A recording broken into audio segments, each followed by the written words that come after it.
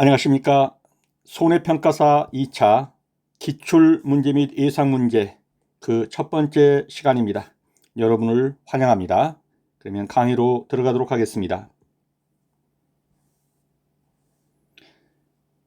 강의에 들어가기 전에 먼저 조금 소개를 드리고요. 보험 이론하고 재보험 품목별 개괄인데 이 보험 이론이 시험에 들어온 것이 8회 때부터 들어왔습니다. 그래서 8회, 9회, 10회, 3회에 걸쳐서 출제되었습니다. 기출은 3회밖에 되지 않습니다. 그렇기 때문에 이 부분은 기출만 가지고는 안 됩니다. 예상 문제까지 하셔야 됩니다. 그래서 기출 파트에서 예상 문제를 다루도록 하겠습니다. 총 강의는 1강, 2강, 2개의 강의로 이루어져 있고요. 시험 배점은 15점입니다. 그래서 8회도 9회도 10회도 15점, 15점, 10점 이렇게 안배가 되었습니다. 2025년에는 어떨 것이냐? 15점으로 배정될 것으로 보입니다. 그래서 15점으로 생각하시고 준비하셔야 합니다.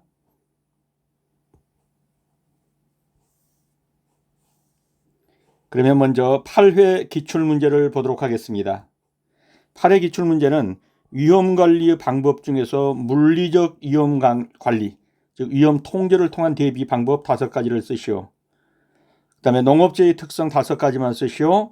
보험약관의 해석에 대해서 가로 안에 들어갈 내용을 쓰시오입니다. 그래서 5점, 5점, 5점 해서 15점 배점이 되었습니다.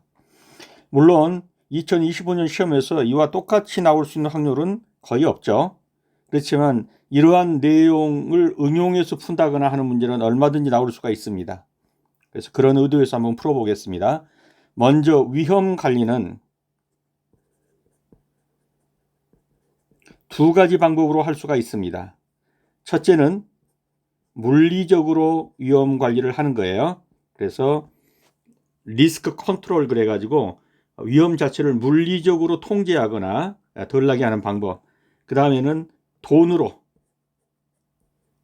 재무적 위험 관리 방법도 있습니다. 그래서 이번에는 물리적 위험 관리가 나왔기 때문에 다음에는 재무적 위험 관리가 나올 수도 있고, 또 위험 관리에 대해서 서술하시오 그래가지고 위험 관리가 2 파트로 나눈다는 거, 그리고 이것이 각각 어떻게 구성되는가 하는 것을 물어볼 수도 있습니다. 그래서 이런 방면에서 이것을 해두시기 바랍니다. 첫째는 물리적 위험 관리를 한번 보도록 하겠습니다. 물리적 위험 관리에서는 제일 먼저 생각할 수 있는 것이 위험을 회피하는 것입니다. 그 위험이 너무 크기 때문에 이런 위험을 감당하면서까지 내가 뭘 할 수는 없다 해서 회피해버린 거예요. 그래서 예를 들면 자동차 사고를 내지 않기 위해서 아예 운전을 안 해버린다. 비행기 타는 것이 무서워서 아예 비행기를 안 타버린다. 바다에 빠지는 게 두려워서 아예 배를 안 타버린다. 이런 것들이 위험 회피가 되겠죠. 두 번째는 타기는 타고 또는 고속도로로 운전도 해야 되지만 고속도로 운전할 때 속도를 제한하겠다든지 안전벨트를 매겠다든지 이런 것들은 전부 뭡니까? 손실을 통제하겠다라는 거예요. 손실 통제. 위험관리를 통제하겠다. 세 번째는요. 복사 파일 같은 경우 원본과 사본을, 예를 들면 원본은 사무실에 두고 사본은 집에다 두고, 이래서 도난이라든가 분실이라든가 이런 것에 대해서 방지하겠다. 그래서 위험 요소를 분리하는 거. 사본을 만들어서 분리해서 보관한다든지 해서 위험 요소의 분리. 그 다음에 네 번째는 보험 계약 같은 것을 맺을 때, 공사 계약 같은 것을 맺을 때 모든 그 안전에 대한 책임은 의뢰 책임으로 한다. 이런 식으로 해서 계약서에 책임을 전가하는 것. 또는 보험도 여기에 해당될 수도 있겠죠. 그 다음에 위험을 스스로 인수한다. 잔자분한 건데 사고가 나도 별거 없다. 그냥 반창고 좀 붙이면 되는 거. 이런 것들은 내가 그냥 알아서 직원들한테 좀 주의하라고 하고 알아서 하겠다. 이런 것들은 위험을 인수하는 것이 되겠죠. 위험의 인수가 되겠습니다.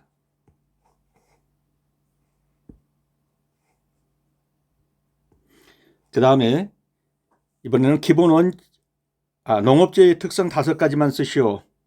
이 부분을 한번 보도록 하겠습니다. 농업재해는 특별한 어떤 특징을 가지고 있죠. 예, 어떤 특징일까요? 농업재해가 가지고 있는 특징은 첫째는 불예측성입니다. 예측하기가 어렵다, 이런 것이고요. 두 번째는 광역성이라고 볼 수가 있죠. 예, 한번 재해가 일어나면 뭐 전라도 전체, 경상도 전체 이렇게 넓게 피해가 분포된다 하는 것이고요. 또 동시성과 복합성이 있어요.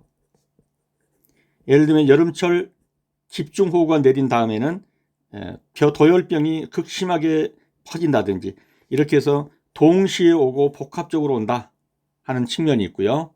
또는 어떤 것이 있을까요? 계절성. 여름에는 집중호우, 겨울에는 동상해, 이렇게 계절성이 온다. 그 다음에는 불가항력성.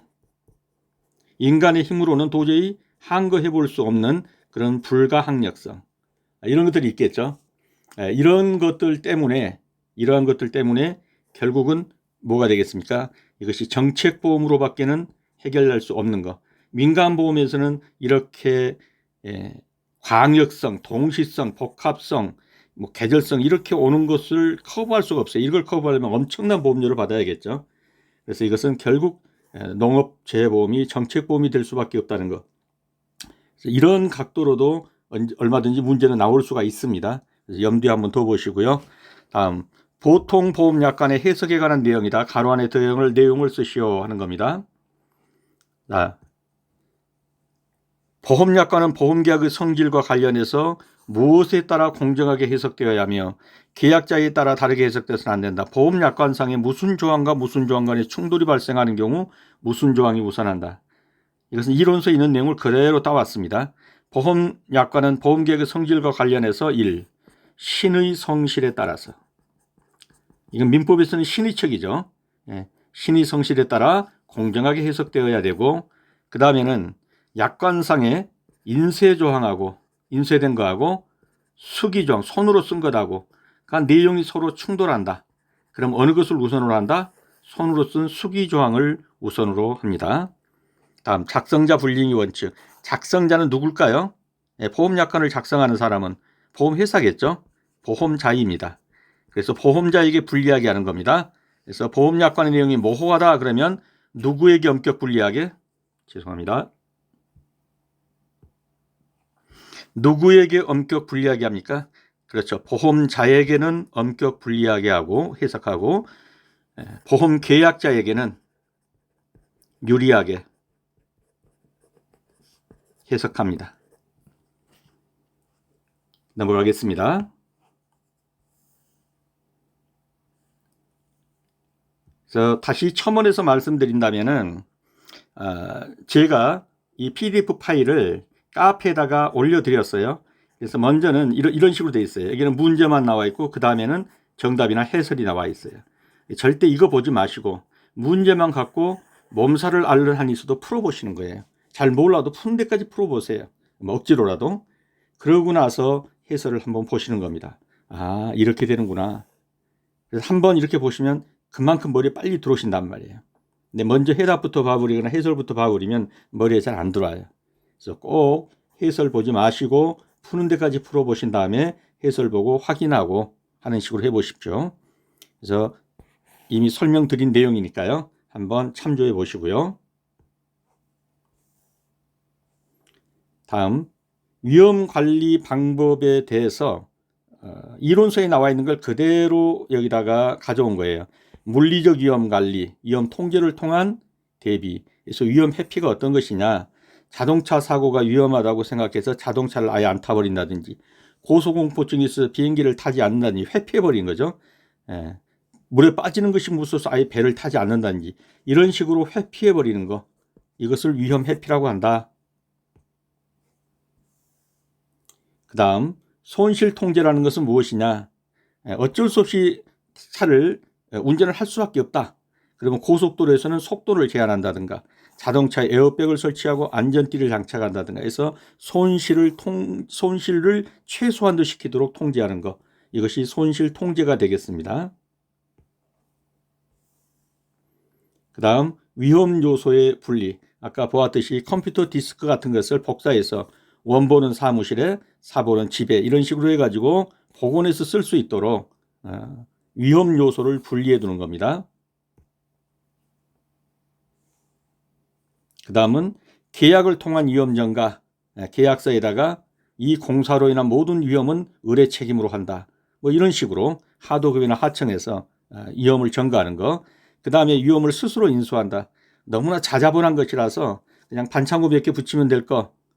이런 것들은 방치해도 뭐 크게 문제가 되지는 않겠죠. 뭐 조금 상처나면 뭐 머큐럼 정도 바르면 되겠으니까요. 위험을 스스로 인수하는 것입니다. 다음은 이제 재무적 위험 관리인데 이 부분은 안 나왔죠. 그래서 나올 수 있는 가능성도 있습니다. 재무적 위험 관리는 위험 보유, 위험을 제3자에게 전가, 위험 결합을 통한 위험 발생 대비.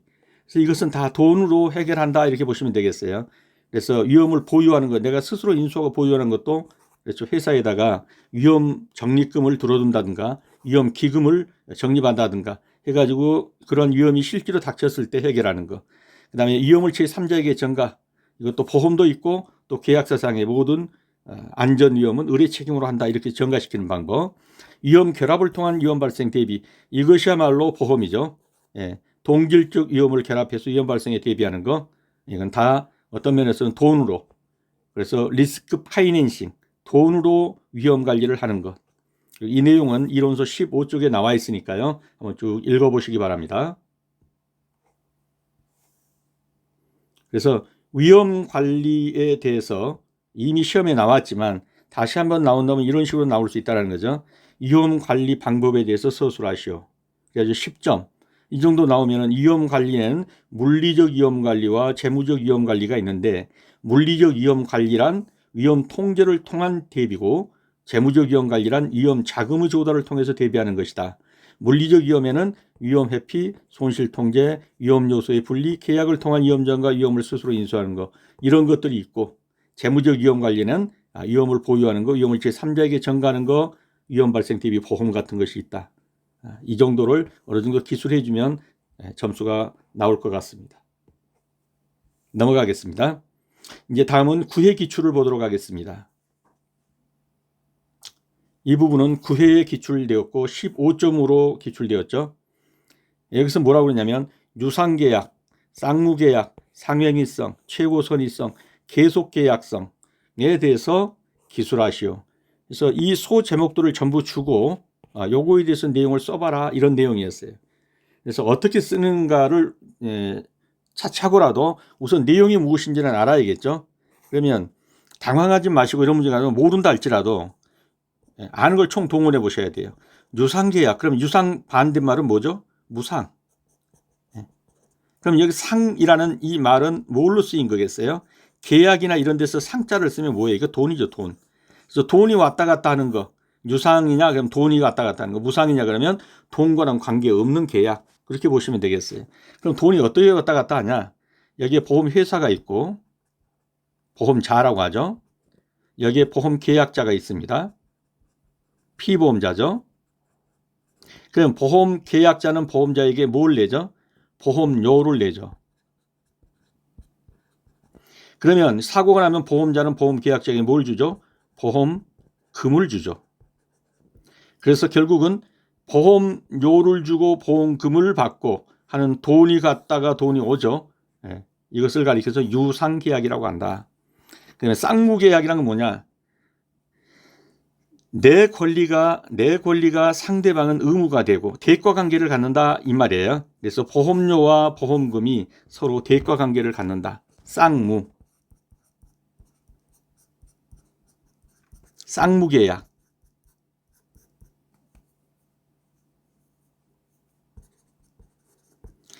서로 간의 권리 의무를 가진다는 거예요. 내가 보험료를 내지 않고 보험금만 달라 해도 안 되겠죠.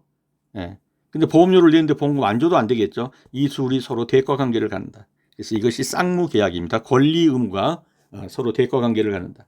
그 다음에 상행위성. 이 손해보험은 상법 46조에서 이것은 영업행위다 이렇게 아주 규정을 해놨어요. 그래서 상행이다. 라고 규정이 되어 있습니다. 그다음에 최고선의성.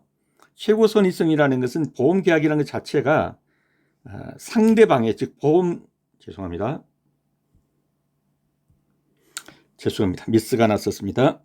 어디까지 했죠? 최고선의성이었죠. 네. 최고선의성. 보험계약자에게 이 위험관리가 보험계약자의 어담에 매달려 있어요. 그렇기 때문에 보험계약자에게 최고선의성이 요구되는 거예요. 그 다음에 계속계약성이라는 것은 키워드가 뭐죠? 일정 기간 동안 계약이 법적 효력을 갖는다. 그래서 꼭 일정 기간이라는 말이 나와줘야겠죠. 그래서 키워드를 보면 유상계약성에서는 보험료가 나오고 보험금이 나오고, 이것이 왔다 갔다 한다는 이 내용을 기술해 주면 되고, 쌍무계약성에서도 보험료, 보험금이 서로 대가관계를 이루는 권리의무관계다. 그 다음에 상행위성에서는 상법에서 이것을 상행이라고 규정하고 있다. 46조를 적어주면 더 좋고, 이게 생각 안 나도 상법에서 상행으로서 규정하고 있다 정도만 적어주면 되겠고요. 죄송합니다. 계속 에러가 좀 있었습니다. 그래서 계속계약성에서는 키워드를 일정 기간, 그래서 각 항목마다 키워드를 좀 잡아두시면 좋겠습니다. 넘어가겠습니다. 그래서 이 내용도 똑같이 나오지는 않겠지만 비슷한 유형으로 섞어서 낼 수도 있고 하기 때문에 꼭 확인을 해 두시기 바랍니다. 다음은 10회 기출 내용입니다. 10회에서는 가로 안에 알맞은 말을 넣으시오. 그래서 가축 재범이 된 중요사항의 심의는 누가 한다 하는 내용이에요. 농림축산식품부 장관 소속으로 차관을 위원장으로 한다. 심의하는 기구가 뭐냐 이거죠. 농업, 재해보험, 심의회죠. 중요사항을 심의하는 농협재해보험 심의회는 농림축산부 장관 소속의 차관을 위원장으로 한다 하는 내용이고요. 다음에 위험의 발생 빈도와 평균적 손실 규모에 따라서 아래의 표와 같은 4가지 위험관리 수단이 고려될 수 있다. 각각의 경우에 적절한 위험관리 방법을 쓰시오. 그래서 5점입니다. 이것은 이론서에 보면 이 도표가 이대로 나와 있어요. 그대로 낸 겁니다. 그래서 이 내용도 뭐 똑같이 나올 리는 없겠죠, 다시. 그렇지만 내용은 알아두셔야 합니다. 어떤 형태로 변형될지는 모르겠어요. 자, 한번 살펴보면 손실 규모가 이렇게 되고 손실 빈도가 이렇게 됩니다. 한번 일어나면 많은 돈이 들다, 손실 규모가 크다. 근데 손실 빈도도 크다, 자주 일어난다. 자주 일어나고 한번 일어날 때 큰 돈 들어간다. 그러면 이런 것은 하지 말아야죠. 회피해야 합니다. 회피. 근데 많지는 않아요. 적게 일어나요. 근데 일어날 때 사고는 많은 돈이 들어요. 이것은 주로 이제 우리가 보험으로 해결하죠. 자동차 보험 같은 거 생각해 보시면 자동차 사고가 자주 일어나지는 않죠. 근데 한번 일어나면 돈이 크게 들어가죠. 그래서 이런 경우 손실 규모는 큰데 자주 일어나지는 않는다. 그러면 이건 보험이 되겠습니다. 다음에 손실 규모는 작은데 일어나는 횟수는 많아요. 그러니까 큰 돈은 안 들어가는데 자주 일어나요. 이런 것은 주로 어떻게 하죠? 직원들 단속 잘해가지고 주의해라, 이런 손실을 통제하는 쪽으로 좋은 말이 가겠죠. 손실 통제, 사고 좀 안 나게 방지하는 것 정도. 그 다음에 손실 규모도 작은데 잘 일어나지도 않아요. 그러면 어떻게 하겠어요? 그냥 의료상자 안에 목큐럼이나 밴드 몇 개 갖다 놓고 상처 나면 바르세요 하고 위험을 보유하는 쪽으로 가겠죠. 쉽게 말하면 이건 이제 우리가 방치라고도 하는 건데 위험 보유하는 거예요. 왜? 일어나도 손실 규모가 너무 적고 반창고 한두 개 붙이면 되고, 일어나는 것도 자주 일어나지도 않고 약상자로 놓고 까지면 머큐럼 바르세요 하는 정도. 이런 건 위험 보유가 되겠습니다. 이해가 되셨죠? 넘어가겠습니다. 그래서 여기 내용은 있으니까 참고하시고요. 이제 지금부터는 출제되지 않은 예상 문제입니다. 그래서 여기서는 정신을 좀 바짝 차리셔야 됩니다. 8회, 9회, 10회까지 나왔던 출제 문제는 봤어요. 출제 문제는 그대로 절대 다시는 똑같은 문제로 나오지는 않습니다. 비슷한 유형으로 혹시 낼지는 모르지만 예상 문제는 모든 문제가 다 나올 수 있다고 보고 하셔야 합니다. 자, 괄호 안에 알맞은 용어를 기재하십시오. 이것을 무엇이라고 하느냐는 거죠. 위험 상황, 위험한 상태를 가리켜 말한다. 특정한 사고로 인하여 발생할 수 있는 손해의 가능성을 새로이 창조하거나 증가시킬 수 있는 상태를 말한다. 이게 어떤 것에 대한 용어일까요? 잘 모르겠다 하면은 한번 이 워딩을 자세히 살펴보는 거예요. 낱말을. 위험한 상황, 위험한 상황, 위험한 상태. 그래서 위태의 주말입니다. 이게 무슨 말이라고요? 위태라고. 위험한 상태의 주말이다. 이렇게 보시면 되겠어요. 잘 모른다 할지라도 이 워딩 속에서 찾아내셔야 돼요. 그렇다고 해서 위삼인가? 위환인가? 이런 말은 들어본 적이 없을 거예요. 위태입니다. 위험한 상태의 주말이다. 이렇게 보시면 되겠고, 다음에 손해의 원인으로서 화재 폭발, 지진, 폭풍 후 홍수, 자동차 사고, 도난, 사망 등을 말한다. 일반적으로 사고라고 부르는 것이다. 한번 읽어보셨다면, 이론서를 한번 읽어보셨다면 대강은 아실 거예요. 잘 모르겠다 그러면 손해의 원인, 손인의 준말이다. 이 정도 생각해도 되겠어요. 손해의 원인이다. 손인.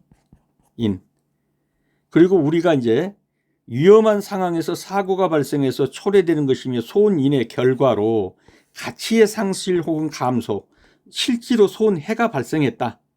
이 말이에요. 손해가. 가치의 상실 혹은 감소가 뭐예요? 손해. 그래서 이것을 가리켜서 손해라고 하는 거예요. 이해가 되셨죠? 그래서 위험한 상태니까 위태라고 기억해 두시고, 손해의 원인이니까 손인으로 기억해 두시고, 가치가 상실되었다, 감소되었다니까 손해를 봤다는 말이죠. 손해라고 기억해 두시면 되고, 이 순서로 보면 뭐부터 시작되죠? 위태가 뭘 가져오죠? 손인을 가져오고, 손인이 뭘 가져오죠? 손해를 가져오죠. 우리가 사고라고 부르는 것은 이 손인입니다. 이 사고의 결과 발생한 것이 이제 차가 파손되었다. 그럼 손해를 본 거죠. 그래서 위태는 지난밤에 내가 잠도 못 잤는데 술을 좀 과음을 했다. 그래서 눈이 감긴 상태에서 운전을 했다. 그럼 이건 위태한 거죠. 이 사고의 원인이 되는 거예요. 이제는 사고가 났다. 그러면 손해가 발생해. 이 손해의 원인이 되는 거 손인이에요. 그래서 순서로 보면 위태, 손인, 손해 이런 프로세스로 진행이 되는 겁니다. 찾을 때는 잘 모르겠다 그러면 이렇게 워딩 속에서 찾아보는 거예요. 넘어가겠습니다.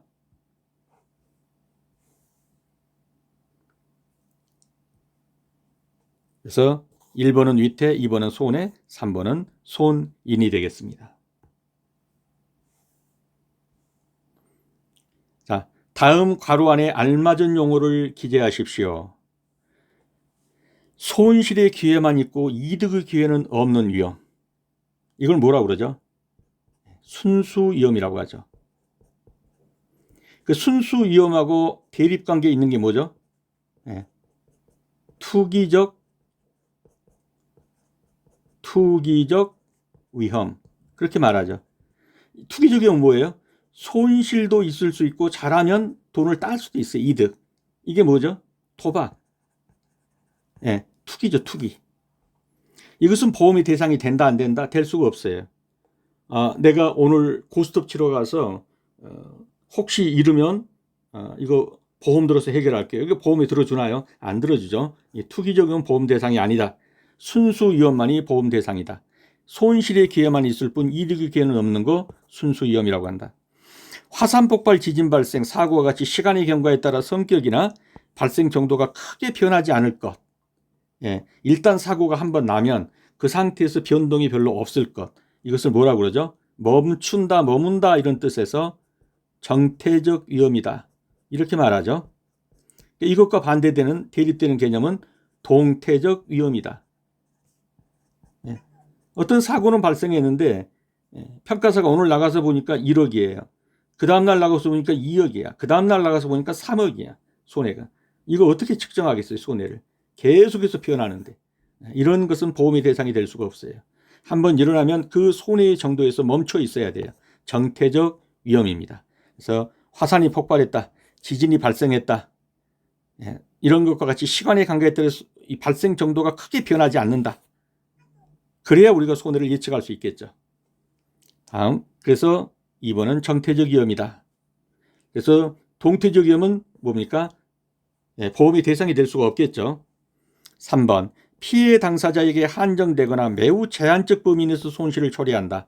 워딩에서 보는 것 자체에서는 제한적 위험 이렇게도 볼 수 있고, 이것을 또 다른 말로 하면 특정적 위험이라고 해요. 그래서 주로 쓰이는 말은 특정적 위험이라고 많이 쓰여요. 이것과 좀 반대되는 것은 기본 위험이에요. 누구누구 할 것 없이 뭐 전라도 전체가 이런 식으로 나가게 되면 보험에서 성립되기 어렵죠. 특정인에게, 특정인의 과수원에 이런 식으로 돼야 되는 거죠.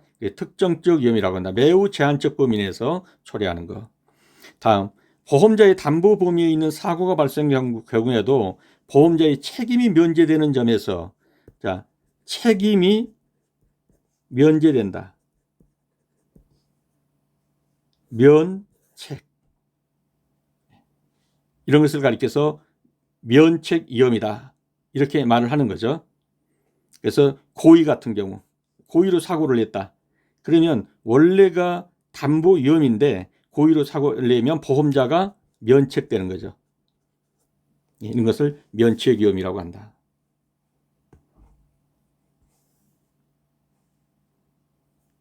여기에 있는 답은 한번 확인하시고요. 다음 문제 8번입니다. 아래 보기의 위험 중에서 보험의 대상이 되는 위험을 선별하라. 보험이 대상이 되는 위험이라는 것은 어떤 것이냐? 객관적 위험과 반대되는 것은 주관적 위험인데, 위험이라는 것이 객관적으로 존재해야 되지 이 사람은 위험이다, 저 사람은 아니다, 이건 보험이 대상이 된다, 안 된다 이러면 안 되겠죠. 그래서 주관적 위험은 안 되고 객관적 위험은 되는 것이고, 아까 보셨죠? 순수 위험은 되는 것이고 투기적 위험은 안 되는 것이죠. 정태적 위험은 되는 것이고 동태적 위험은 안 되는 것입니다. 특정적 위험은 되는 것이고 기본적 위험은 안 되는 것입니다. 그래서 되는 것과 안 되는 것 구별을 해 두시고요.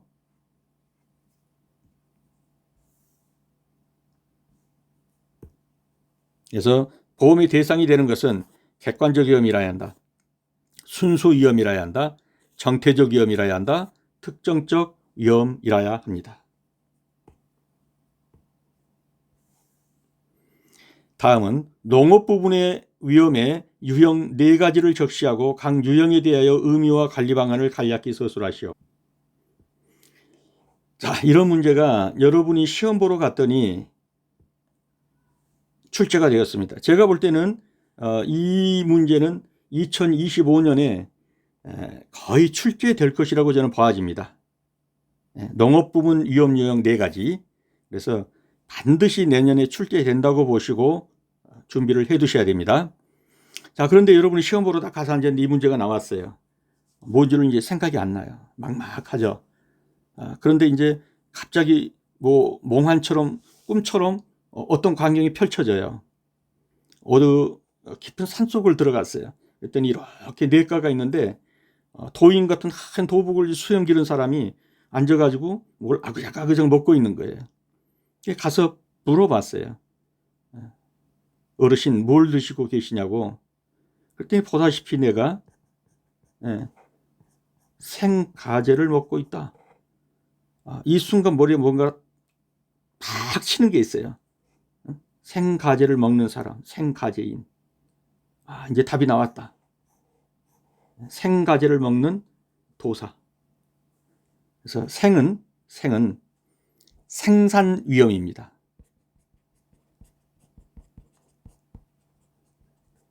그 다음에 가는 가격 위험이에요. 그 다음에 제는 제도적 위험이에요. 이는 인적 위험이에요. 그래서 이 문제가 시험에 딱 나왔다 그러면 잠깐 눈을 감고 이 도서를 만나시기 바랍니다. 생가재를 아그작아그작, 이게 원래 가재가 이게 익혀서 먹어야 되는 거잖아요. 근데 생가재를 잡아 아그작아그작 씹어 먹는 거. 이거 한번 연상해 보세요. 생가재를 아그작아그작 얼마나 비리겠어요. 그래서 물어봤죠. 그랬더니 생가재나 먹는 사람이 뭘 알겠습니까? 물어본 거예요. 농업부문 유형 4가지가 있다는데 혹시 좀 가르침을 주십시오. 그러니까 이 도사가 여기 앉아서 생가재나 먹고 있는 내가 뭘 알겠어. 그 순간 이제 뭔가 퍼뜩한 거죠.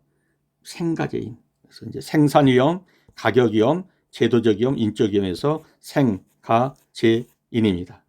자, 이 4가지 유형이 농업 부분의 유형이에요. 자, 농업 부분 위험이 생산 위험이라는 게 뭐냐?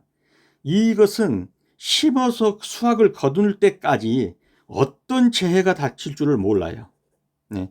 풍해가 올지 수해가 올지 가뭄이 올지 집중호우가 올지 병이 올지 생산 자체가 위험해. 생산 자체가. 두 번째는 가격이 작년에 콩 가격이 좋아가지고 이제 올해 콩 좀 심으면 큰 돈 벌겠다 그러고 콩을 심었더니 수확기 때가 되니까 콩값이 똥값이 됐어요. 가격 위험에 직면하게 돼요. 농업 부분이 그렇단 말이에요.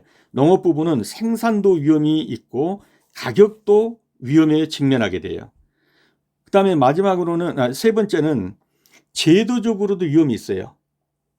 막 죽어라고 했더니 이거 자체가 무슨 성분이 들어있다, 마약 성분이 들어있다 해가지고 하고 이것을 하면 어떤 일이 저쩌냐고 환경부재가 들어오고 식품위생법에 뭐가 들어오고 이런 제도적 위험도 있단 말이에요. 또 세금이라든가. 그 다음에는 인적 위험이에요. 이게 그냥 되니까 농약 뿌리다가 사람이 다칠 수도 있고 여러 가지가 있는 게 인적 위험이. 이런 인적 위험이 있다. 그러면 이러한 위험에 대해서 관리 방안은 뭘 어떻게 할 것이냐 하는 거예요. 이것만 시험에 나올 수도 있어요. 이것만 나와도 15점으로 좋게요. 그런데 여기에 만약을 모르니까 이거에 대해서 관리 방안까지 좀 해놓은 것이 좋을 것이다라고 보는 거예요. 그러면 생산 위험을 위해서는 어떤 관리 방향을 생각해 볼 수 있을까요?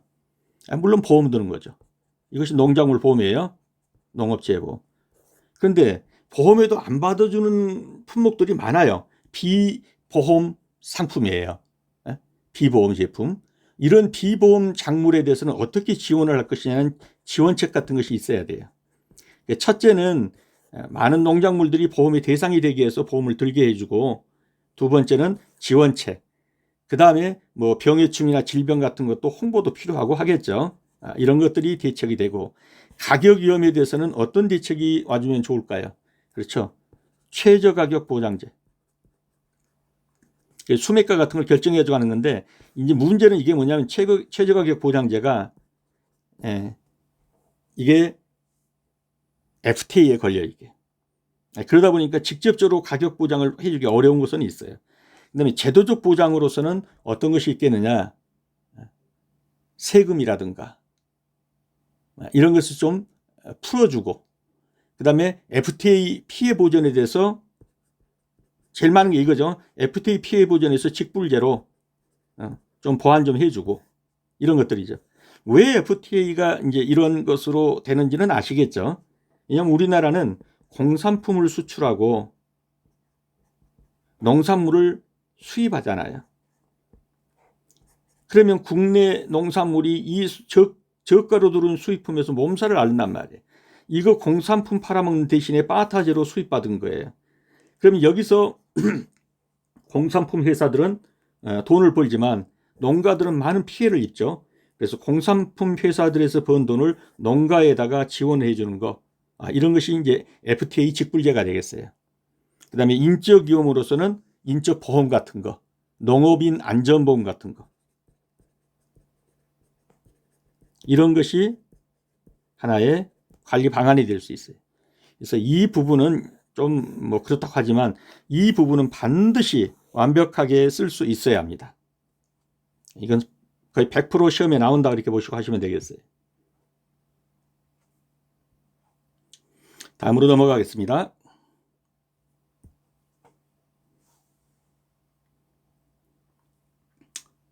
그래서 여기에 해설을 달아놨으니까요.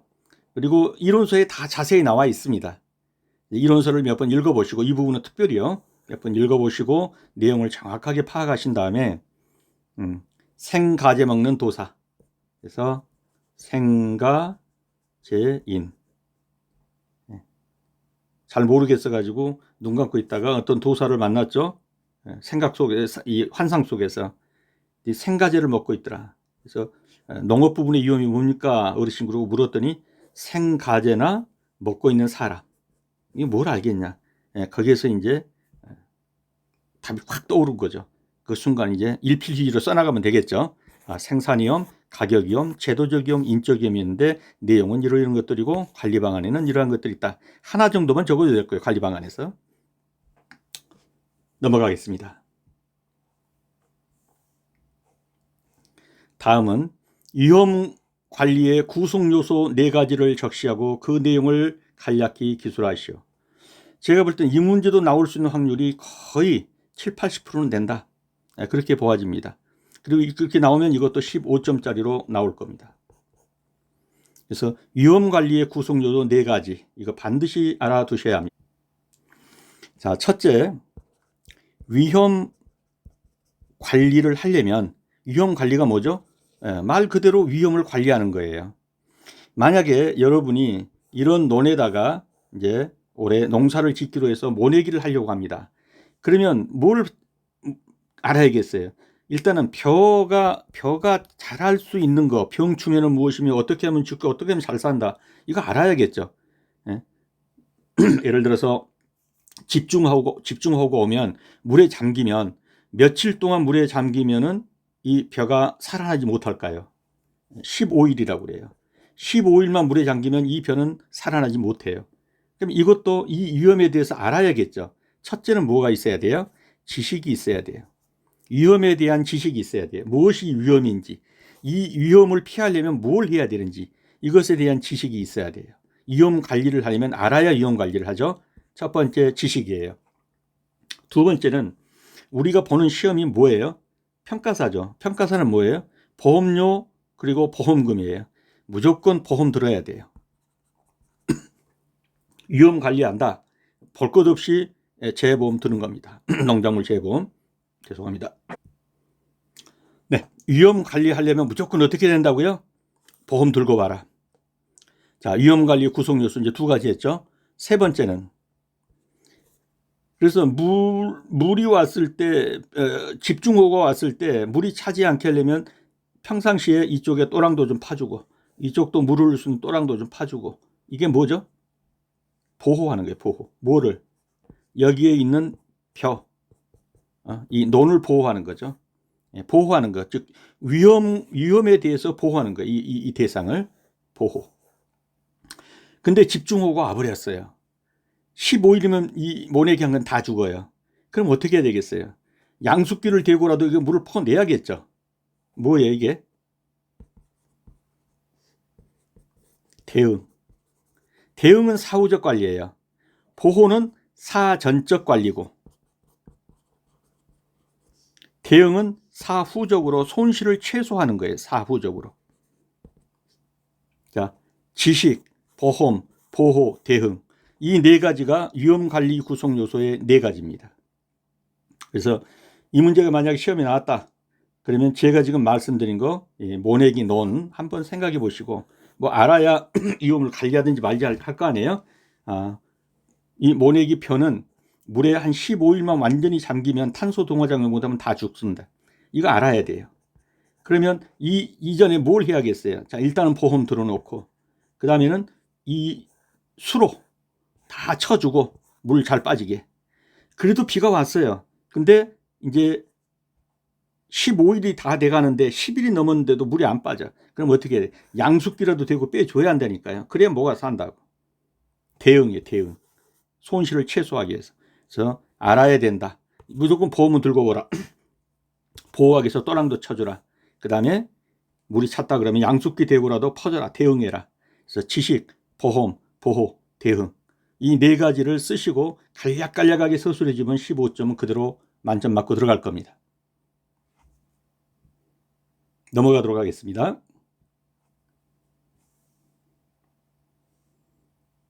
여기에 해설을 달아드렸습니다. 그래서 이 내용을 정확하게 숙지를 해 두시기 바랍니다. 지식은 뭐다? 위험의 원인, 잠재적인 결과, 위험은 어떻게 되냐. 그래서 모내기 같은 건 생산량, 기온, 강수량 등의 분포를 파악하는 것이다. 그래서 보험을 무조건 들어둔다. 무엇 차원에서 위험 관리 차원에서 보험을 들어둔다. 그 다음에 보호는 좋지 않은 결과의 가능성을 축소하는 것. 예를 들면 농업용수 관리, 물 또랑 같은 거 잘 관리해줘 가지고 물 받게 만드는 거죠. 관계 체계 정비, 경지 정리. 대응은 일단 사고가 났다 그러면 좋지 않은 결과를 사후적으로입니다. 사후적으로 완화하는 활동. 그래서 보호는 보호는 사전적이라면 대응은 사후적이다. 그렇게 하시면 되겠습니다. 내용 정확하게 숙지해 두시고요. 네, 이상은 1강을 마쳤습니다. 카페 주소는 제가 동영상 하단에다가 기록을 해 두겠습니다. 그래서 카페에 가서 파일을 내려받을 수 있게 해두고요. 그 다음에 이곳에 이론서, 농구먼의 이론서도 있으니까 이론서 다운받으셔가지고 이론서 계속 좀 읽어보셔야 됩니다. 네, 그리고 오늘은 여기까지입니다. 수업하시느라고 수고 많으셨습니다. 다음 시간에 다시 뵙도록 하겠습니다. 감사합니다.